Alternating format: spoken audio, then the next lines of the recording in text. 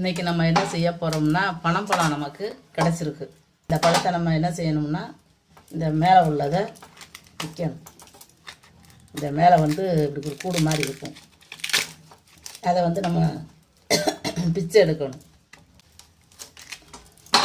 இதை பிச்சை எடுத்துட்டு இந்த இருக்குது பாருங்கள், இப்படி பிச்சிட்டோம்னா இதை வந்து நமக்கு நல்ல பழமாக இருக்குது. அதனால தான் பிக்க வருது. இந்த பழத்தை நம்ம என்ன செய்யணும், இப்படி பிச்சோம் அப்படின்னா அதில் ஒரு 3 கொட்டை இருக்கும். இங்கே ஒன்று, இங்கே ஒன்று, இங்கே ஒன்று, 3 கொட்டையாக வரும். இப்போ நான் பிச்சு காட்ட முடியாது, ஏன்னா இதை வந்து நான் குக்கரில் வச்சு அப்படி முழுசாக வச்சு அவிக்க போகிறேன். நமக்கு அடுப்பு வந்து விறகு அடுப்பு இருந்துச்சுன்னா நம்ம அது விறகு எரித்து அது மேலே தூக்கி வச்சு சுட்டு அதுக்கப்புறம் நம்ம பிச்சு சூப்பி சாப்பிடலாம்.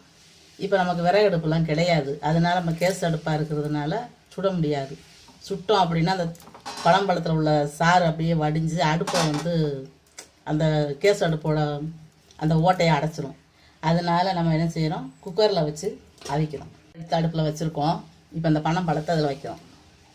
இதுக்குள்ளே வச்சு 1 டம்ளர் மட்டும் தண்ணி ஊற்றுறோம்.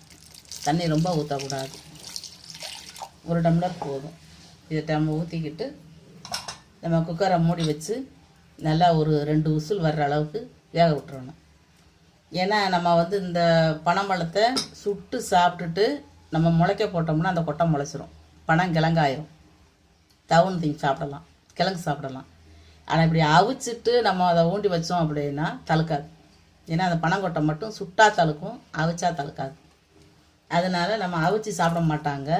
நமக்கு விறகடுப்பு இல்லாதனால இப்போ அவிச்சு சாப்பிட வேண்டிய கட்டாயத்தில் இருக்கிறோம். நான் அதனால் அவங்களுக்கு இப்படி அவிச்சு காட்டுறேன். இப்போ பனங்கிழங்கு அவிய வச்சுட்டோம், அந்த கேஸெல்லாம் போயிடுச்சு. இப்போ வந்து திறப்போம். ரொம்ப சூடாக இருக்குது, அவிஞ்சிருச்சு. பழம் வந்து ஆறிடுச்சு. அந்த பழத்தை வெட்டி காட்டுறேன்.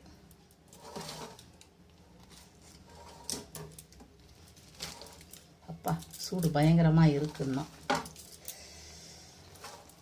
இப்படி வந்து பழத்தை இப்படி பிச்சு இந்த 3 கொட்டையாக வந்துருச்சு பார்த்தீங்களா. பழம் வந்து நல்லா அவிஞ்சிருச்சு. இப்படி தான் இருக்கும் பிச்சிட்டோம்னா. அதுக்கப்புறம் பார்த்திங்கன்னா இந்த தொலியை பிக்கணும். இன்னும் கொஞ்சம் ஆறினா தான் அந்த தொலியை உரிக்க முடியும். இன்னும் கொஞ்சம் நல்லா ஆறணும். இதுவே பயங்கரமான சூடாக இருக்குது, கைத்தை பிக்க முடியல.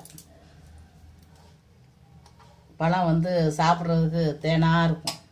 மனம் வந்து அவ்வளோ மனமாக இருக்குது பனம்பழம். பனம்பழத்துக்கு நிகர் எந்த பழமும் கிடையாது. பனம்பழம் வந்து எல்லா விதத்துலேயும் எல்லாத்துக்கும் சாப்பிடக்கூடிய பழம். பச்சையாக நம்ம வந்து சுடாமலோ அவிக்காமலோ சாப்பிட்டோம் அப்படின்னா கொஞ்சம் லேசாக பித்தம், தலை சுற்றும். அதனால் நம்ம தண்ணி ஊற்றி அவிச்சிட்டோம்னா அந்த பித்தம் இறங்கிடும்.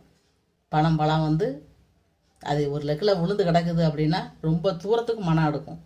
அதிலே கண்டுபிடிச்சிடலாம் பனம்பழம் கீழே விழுந்து கிடக்கணும். இந்த பழத்துகளெல்லாம் மாடுகள்லாம் பயங்கரமாக சாப்பிடும் பனம்பழம் அப்படின்னாலே. இது வந்து ரொம்ப டேஸ்டான பழம். கிடைச்சா நீங்கள் வந்து இந்த மாதிரி செஞ்சு சாப்பிடுங்க. நமக்கு செஞ்சு சாப்பிட தெரியலன்னா நினைக்க வேண்டாம். நல்லா ஒரு பழம் எடுத்தீங்கன்னா இப்படி நமக்கு வந்து தினம் சாப்பிட்டுட்டு இருந்தால் தான் பித்தம். சும்மா என்னைக்கோ ஒரு நாளைக்கு சாப்பிட்டா பித்தம் கிடையாது. பிச்சு அப்படியே பச்சையாக கூட சாப்பிடலாம். சுடுறதுக்கு உங்கள்கிட்ட அடுப்பு இருந்துச்சுன்னா சுட்டு சாப்பிடுங்க. இல்லைன்னா குக்கர்லேயோ ஒரு பாத்திரத்துலேயோ தண்ணி, இட்லி பாத்திரத்துலேயோ தண்ணியை ஊற்றி வேக வச்சு இந்த மாதிரி பிச்சு சாப்பிடுங்க. பனம்பழத்தை நல்லா முடி கட் பண்ண மாதிரி கத்திரிக்காயை வச்சு கட் பண்ணுறேன். கட் பண்ணி நம்ம மென்று சாப்பிட்லாம். பஞ்சு மிட்டாய் போல் இருக்கும். இந்த மாதிரி வெட்டி இப்படி உருட்டையாக உருட்டி ஆள் கொஞ்சமாக கொடுக்கலாம். நம்ம எடுத்து சாப்பிட்றதுக்கு நல்லாயிருக்கும்.